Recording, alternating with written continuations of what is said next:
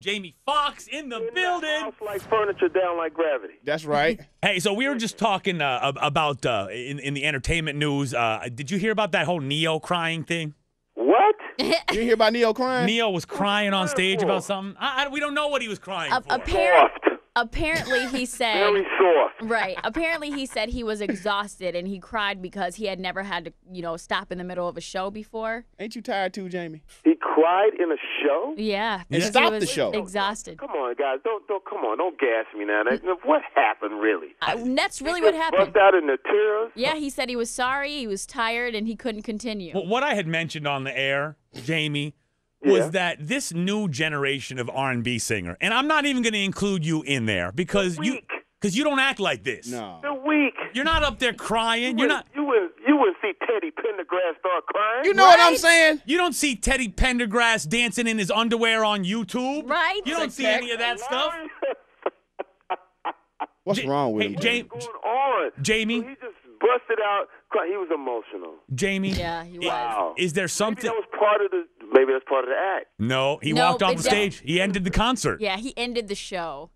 Stop it. I mean, I'm not listening to this right First we got, I'm not listening to this. First we got Spectac from Pretty Ricky dancing in a thong on YouTube. Yeah, was it Pretty Ricky in the thong? No, it was the other dude in the thong. Spectac, he's from Pretty Ricky. Yeah, he's in the group, right. He's from Pretty Ricky, though, but I don't get that either. Like, what is going on? These new boys. Jamie, I got a question. That's a little moist for me. That's a little too moist. Right? Are we ever going to see a video of you on YouTube dancing around in women's panties? You're never going to see that, but you will see me dressed as a woman, as Wanda. Yeah, we've seen that. Yeah, we've I seen love that. that. Well, how you doing? In the Wanda and Shanae movie, myself and Martin Lawrence got together, so we're doing that movie. So that movie will be out 2010. It's called. Oh my God!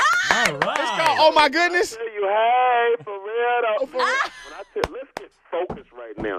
It is going to be the funniest movie you've ever seen. If you want to, go up on the internet right now and punch up Skank Robbers, Martin Lawrence and Jamie Foxx as Wanda and Shanae. I cannot. And the video clip is there. It is about to be a problem. It's on. I am so excited for that. Jay. All right, well, Jamie, before we get into these 5 stupid questions that we do with every superstar that comes on the show, before we get into those, I really had to say I met you a long time ago. I think When did you meet me? I think Slow Jams was the hit. You were doing the whole radio tour, and I remember thinking back then, I'm like, wow, this is a guy who's got, life is on track. I mean, this is a guy who's not only going to make a whole bunch of money, but he's got a swagger about him. The women go nuts about him. Amen. History. He's having a great time being single.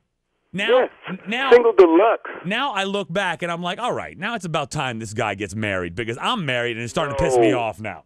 But if I get married, then what are you going to do? I don't know. Well, how are you going to live vicariously through me? That's what I'm saying. Exactly. We're both at the end of our lives. Jamie, is life just freaking awesome? I mean, is it a nonstop line of women? I'm gonna tell you what it is.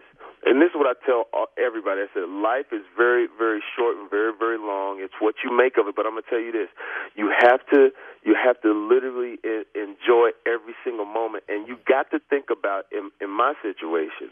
Somebody the other day was like, "Yo, Jamie, let's make all this paper. Let's make all this money. Let's make money, money, money." I said, "Hey, it ain't really about that. It's about having fun and making history." Right. So like when we do things like the Martin and Shanae, I got to give a shout out to Martin Lawrence because here's a guy who's made his money. He's sitting on top of all the world. He comes down the mountain to play this character he hadn't played in years.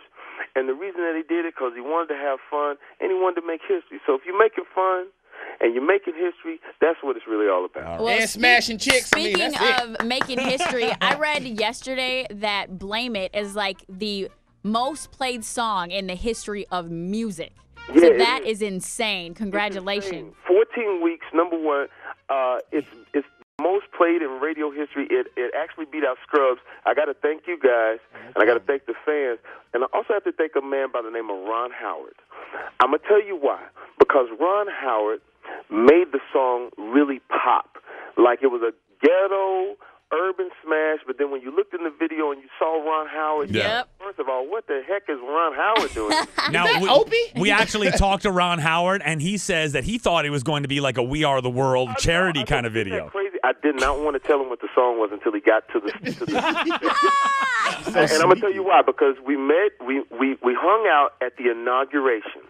and everybody was so caught up at the inauguration. We're watching President Obama. If there's any indication that America is not the most incredible country in the world, and so we're all caught up, right? We listened to Barack do his thing, and I said, with tears in our eyes, I go, Mr. Howard, would you be in my music video? And he's like, yeah, man, sure. You know, black people are cool. You? I like 2 black people right now. It's just you and Barack, and I'll do it. No, but anyway, he comes to the set, and then I called Jake Gyllenhaal, who's a friend of mine. I told him that Ron Howard's coming. He said, listen, you don't have to lie to me. I'll come down. You don't have to lie to me. Tell me Ron's coming. And he actually comes down, and I said, Mr. Howard, here's the song. He dug it. He understood it. He said that his daughter thought it would make him cool, and that's what it did. And it really made the song really stretch out. And so shout out to all of the different people that pitched in on that song. And like I said, it's like the national anthem for 2009. You ain't lying. I'd be drunk.